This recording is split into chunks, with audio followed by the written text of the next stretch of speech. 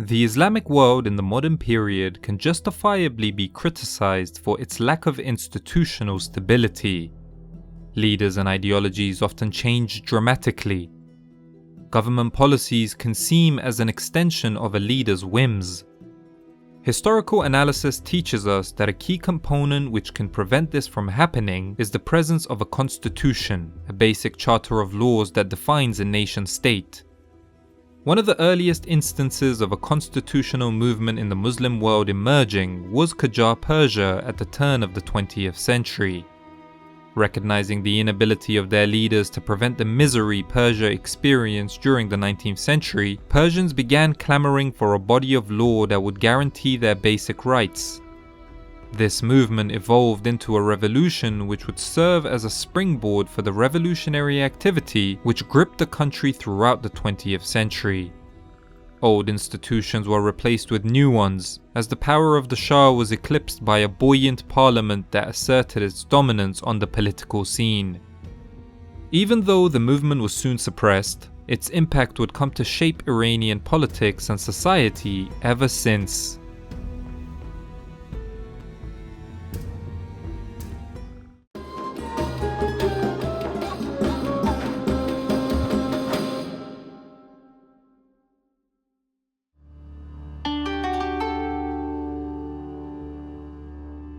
The 19th century was a period of crisis for Persia. The royal dynasty in charge, the Qajars, had lost 2 wars early on to the Russian Empire, losing Armenia and Azerbaijan in the process. In the east, the Afghans had cemented their rule over the city of Herat. Whilst their adversaries, the Ottomans, were instituting reforms to streamline their administration, the Qajars were falling behind, with their governance model relying on a highly decentralized system that was prone to extreme corruption. According to a survey from the British Foreign Office at the time, there are large tracts of fertile land which remain waste owing to their proximity to the main roads, as no village having cultivators on such spots can possibly prosper or enjoy the least immunity from the pestering visits of government officials and thefts and robberies committed by the tribes. Ordinary Persians were not oblivious to their government's ineffectiveness, especially since European imperial powers were imposing their will and domination on the country. In 1872, Nasir al-Din Shah Qajar signed a contract with Paul Reuter, a British businessman and founder of Reuters news agency, that saw the Iranian ruler concede control over Persian roads, factories, extraction of resources, amongst other things, in exchange for 60% of net revenue and a fixed sum. British statesman Lord Curzon called it the most complete and extraordinary surrender of the entire industrial resources of a kingdom into foreign hands that has probably ever been dreamed of, much less accomplished in history. Thankfully for Iran, public outrage reached the point that the Shah was forced to back down. Some 20 years later, however, the same long-ruling Nasir al-Din Shah was forced to renege on another foolish and humiliating concession. This time he allowed Englishman Major G.F. Talbot complete monopolization on the production, sale and export of tobacco. Much of Persian society consumed tobacco, so it affected almost all of the country. In addition, certain segments of the Bazaris, the merchant class, had their livelihoods dependent on the cash crop. Fearing for their job security, the Bazaris protested. They allied themselves with the ulama, the religious clergy, to form a powerful alliance that would serve as the bedrock of all future revolutionary episodes inside the country. Mirza Shirazi, the most important religious authority in the country, issued a fatwa against the use of tobacco. Persian society was galvanized. Almost immediately there was a near total boycott of tobacco use, as Persians demonstrated their desperate determination by foregoing one of their favorite pastimes. Within 2 months, the Shah was forced to rebuke the agreement. But the damage had likely been done already. Persians across all strands of society became convinced that their rulers were incompetent and did not have their best interests at heart. Something had to change. In 1896, while preparing celebrations for the 50th anniversary of his reign, Nasr al-Din Shah was assassinated by a bankrupt trader who had studied under Jamaluddin Afghani. The new monarch, Muzaffar al-Din Shah, continued in his father's footsteps by mismanaging the country's finances. In 1901, he sold a monopoly over oil exploration in central and southern Persia to British businessman William Darcy. This deal would play a big role in precipitating the revolutionary politics of Muhammad Mossadegh some 4 decades later.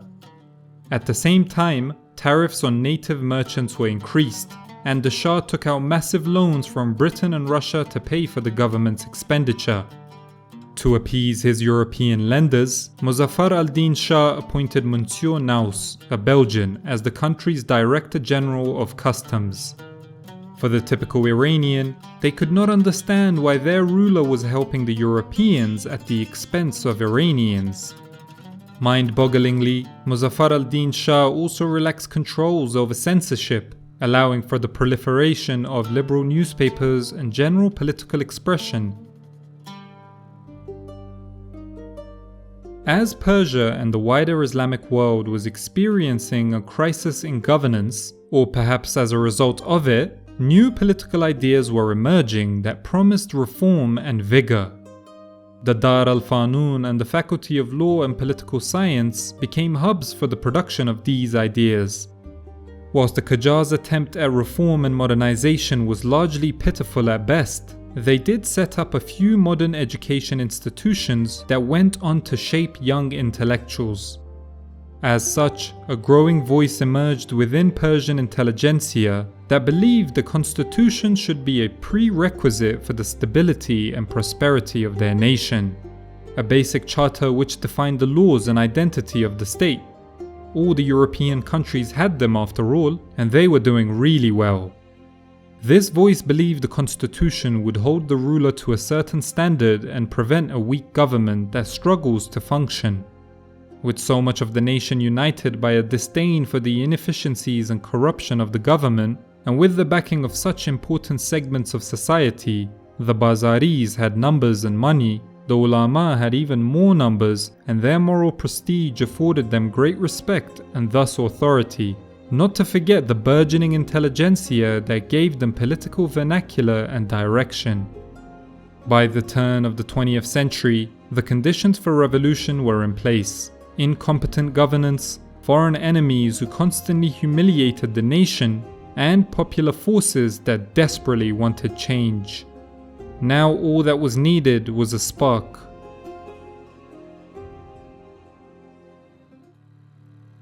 Early on in 1905, the country would face a sharp economic crisis. There was a poor harvest, which for an agrarian society like Persia was devastating. The suffering was compounded by events in neighboring Russia. Despite being one of the most feared empires, Russia's domestic affairs were in disarray. No amount of imperial grandeur could cover up the fact that many ordinary Russians experienced a standard of living comparable to the poor, weak countries it was conquering. So when the Japanese humiliated Russia in their war of 1905, ordinary Russians saw their opportunity to rise up in revolt against the Tsar. Not only did this spur on the Persian political ideologues, considering the only Asian state with a constitution had defeated the only major European state without one, the disruption caused by events in Russia severely impacted trade also. Food prices rose drastically in all the major cities. At the same time, a cholera epidemic broke out. The desperation of the country's citizens was perfectly captured by a local cleric when he addressed Qajar authorities. عالی حضرت، حوزه شما رو به وخامت است. بندگان شما به گدایی تقلیل یافتند. آنها مورد ظلم و استثمار فرمانداران و مقاماتی هستند که طعم و تشنگی خون آنها حد و مرز ندارد. سال گذشته مالیات دهندگانی که نمی توانستند پول نقد پرداخت کنند مجبور شدند دختران خود را به ترکمنها و بازرگانان ارمنی بفروشند و سپس آنها را به بردگی در روسیه فروختند.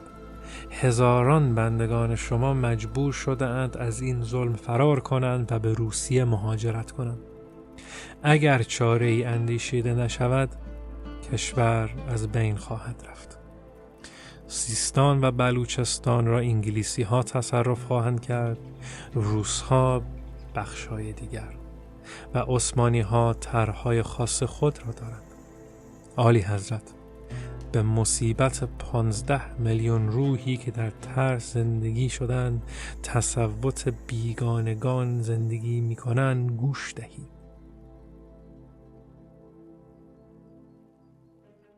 Iranians had had enough. Protests began in June 1905, at first as peaceful processions whereby shopkeepers communicated their requests to the government, which were to dismiss Monsieur Naus and to repay the loans the government had borrowed from small business owners.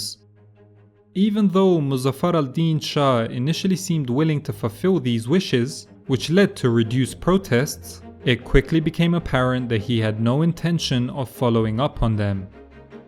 Subsequently, public dissent resumed all throughout the year and into 1906. In the summer of that year, the police shot dead a religious student, causing a chain of events that saw tensions and violence escalate. In July 1906, 2 merchants traveled to the British legation in Tehran to seek bast, a custom respected since ancient times that was equivalent to sanctuary or asylum. The number of the basti grew to 14,000 within a few weeks. The British diplomats watched with astonishment as the gardens of their embassy were transformed into what an Iranian eyewitness called one vast open-air school of political science, as dangerous new ideas were freely discussed, whilst lectures were given on different European constitutional systems. With the trio of forces responsible for spearheading all 3 of Iran's 20th century revolutions, the Bazaris, the ulama, and the liberal intellectuals, it felt as if this round of protests would be different from previous ones that seemed smaller in scope and ambition. On August 5th, the Shah appointed a senior official with liberal views as Prime Minister and signed a proclamation convening a Constituent National Assembly. A few months later, elections were held for the Majlis, as the assembly was known. On December 30th, 1906, the Shah signed the constitution, which was modelled on the Belgian constitution. The protesters had won, but the real struggle to implement change would now begin. Almost immediately, there was an explosion of intellectual and political activity. Dozens of radical newspapers and political organizations appeared. Within the Majlis, 3 main political factions emerged: the Royalists, who were few and grossly unpopular, the Moderates, who formed the vast majority and received valuable support from the Bazari community, as well as key ulama like Ayatollahs Tabatabai and Behbahani, and the Liberals, who represented the small but assertive intelligentsia. Only a few days after the constitution was ratified, the Shah died and was succeeded by his son Muhammad Ali. Unfortunately for most of the Majlis, the new Shah wanted to restore the absolutism of his grandfather Nasser al-Din Shah. The 2 forces clashed on what the exact nature of the new government should look like, with the Majlis seeking to dilute royal authority as much as possible, whilst Muhammad Ali Shah wanted to reinstate autocratic rule. Dismayed by the resistance of the new monarch, protests erupted once again throughout Iran. The protesters were in no mood to go back to Qajar despotism and showed that they were willing to defend the constitution through violent means, mobilizing small forces of armed volunteers. In August 1907, the pro-monarchist prime minister was assassinated outside the parliament building by a money lender from Tabriz, who promptly committed suicide after. The assassin's funeral was said to have been attended by 100,000 mourners to demonstrate support for the revolution. The Shah, intimidated by the zeal and strength of numbers, quickly conceded to the Majlis by vowing to respect the constitution. In the same month, with the country busy with its political transformation, Britain and Russia took advantage by holding a convention whereby they split Persia into zones of influence. The constitutionalists were infuriated that their country's destiny was being decided for them by foreigners. An even bigger issue was arising within parliament, as the liberals sought to push forward with far-reaching reforms that would invariably offend the conservative nature of Iranian society. Publications associated with the liberal cause, such as the journal Surah Israfil, put forward the case for secularism by suggesting that the ulama should stay out of politics. But to suggest something so unrealistic would not only undermine the constitution, which despite being Belgian-inspired was rooted in Sharia law, but more importantly it would show a great degree of ignorance about the socio-political makeup of the land. It is tough to overstate the degree of authority the ulama hold over Iranian society on a grassroots level. As such, the radical propositions of the liberals began to undermine the unity of the Majlis, as the moderates, with their huge ulama backing, started to become alienated from their constitutionalist brethren. To make matters worse for the Majlis, the economic woes of the country had not improved. Poor harvests and increasing food prices continued. The deputies of the Majlis had announced a budget that, in an attempt to balance the books, actually affected thousands of people employed by the royal court in Tehran. This provided the royalists an opportunity to break its political isolation. Up until late 1907, supporters of the Shah had virtually no voice. Such was the scale of the constitutional victory. The royalists achieved their first major victory when they recruited Sheikh Fazlullah Nouri to their cause. Nouri had originally joined his fellow ulama Behbahani and Tabatabai in supporting the protests of 1906, but had become worried about the secularizing drive of the constitutionalists, who he eventually referred to as heathens. Many Iranian supporters of democracy have since thought of Nouri as a lackey or puppet for the Qajars. But his concerns regarding some of the reforms intended by the constitutionalists had very real grounding amongst the ulama, who feared that these reforms were masking a westernization of Iran's culture. And it's for this reason that the Islamist regime in charge of Iran today ended up revering Sheikh Nouri. For the first time, pro-Shah protests began to be held. By June 1908, the Shah, having recruited more of the public and even a few tribal contingents, was ready to strike back against the Majlis. The Qajars had a trump card, the Cossack Brigade. Modeled after the Cossack regiment of the Russian Imperial Army, it was the most effective military unit in Persia. It was from this brigade that Reza Shah, the founder of the Pahlavi dynasty, would emerge. With the help of this elite military unit, Muhammad Shah Qajar initiated a coup d'etat whereby the Cossack Brigade bombed the Majlis and subsequently suppressed its members and supporters in the capital. The National Assembly was then dissolved and martial law was declared in Tehran, with the Russian leader of the Cossacks appointed as its military governor. Leading constitutionalists who failed to escape were executed or imprisoned. A period known as the Minor Tyranny inaugurated the return of absolutism. But the capture of Tehran by royalist forces was not decisive. Armed volunteers emerged in defense of the revolution in most major cities, most importantly in Tabriz, which became the main center of resistance.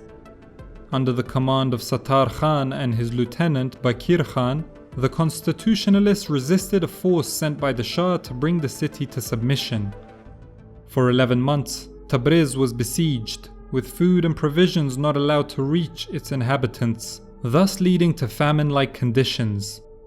Several efforts to break the siege were defeated, including one led by Howard Baskerville, a young American teacher at the American Memorial School, which resulted in his death. Finally, in April 1909, citizens of Tabriz found some relief when Britain, Russia, and France agreed that a Russian force should be sent to occupy the city. But the heroic resistance of Tabriz inspired others throughout the country to similarly take up arms and oppose the Shah. In Esfahan, the Bakhtiari clan had ousted the Shah's governor and taken control of the city for themselves. Soon they began their march towards Tehran, whilst in the north the forces under Sattar Khan, having been expelled from Tabriz, also marched towards the capital. The royalist position inside Tehran had deteriorated greatly, with the civil war worsening the pre-existing economic crisis. So on July 13, 1909, when constitutionalist forces appeared before the city gates, they were able to assert their dominance over it within 5 days.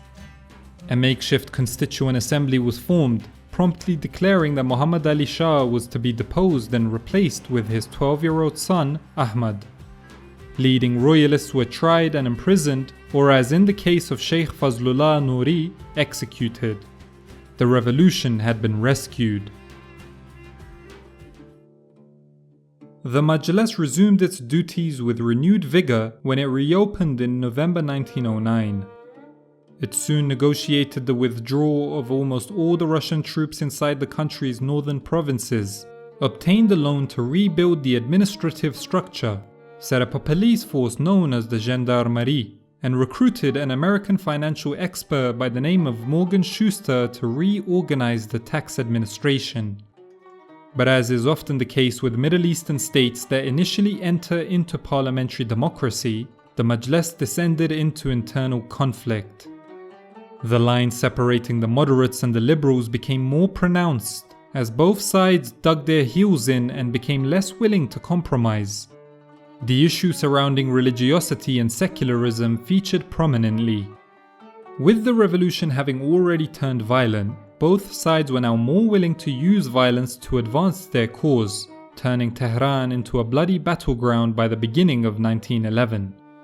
Seeing chaos reduce the central government to ineptitude, the provinces erupted in tribal warfare as various tribes and ethnicities tried to assert their own authority on their territories. In an attempt to prevent open warfare, the government announced that all private citizens had to hand in their weapons. The heroes of Tabriz, Sattar Khan and Bakir Khan, along with 300 of their men, refused, leading to a short battle in Atabak Park, in which the government prevailed.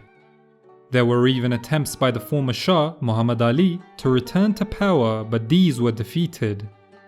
From the outside, European powers watched with great alarm, especially the British, whose oil concession had struck gold when oil was discovered in 1908. On the back of their agreement in 1907, the Russians and the British began moving their troops into the main northern and southern cities respectively. In November 1911, the Russians issued an ultimatum to Parliament: dismiss Schuster, never hire foreign advisors without British and Russian consent, and pay an indemnity for the Russian forces in Iranian cities. For the first time in over a year, the moderates and liberals unanimously agreed on something: to reject the conditions. But the Prime Minister Samsam al-Sultaneh and a few other key figures saw this as futile. What resistance could they offer to a well-trained and ferocious force of over 10,000 Russian soldiers? So the Majlis was dissolved. And just like that, the Persian constitutional revolution was over, weakened by internal fissures and finished off by external pressures. The revolution might have been over, but for the desire and drive of a more representative and efficient form of governance in Iran, this was only the beginning. Over the course of the 20th century, there would be two more major revolutions that sought to achieve the aim set out by the constitutionalists at the beginning of the century. Both of those future events would trace the genealogy of their movements to the constitutional revolution. Thanks for tuning in. As usual, I want to give a big shout out to my Patreons for continuing to support me financially. If you're interested in helping Hikmah History financially, there's a link to my Patreon in the description to this video and in the end screen. And last but not least, I want to thank my friend Azim for his help on this script. Until next time, peace!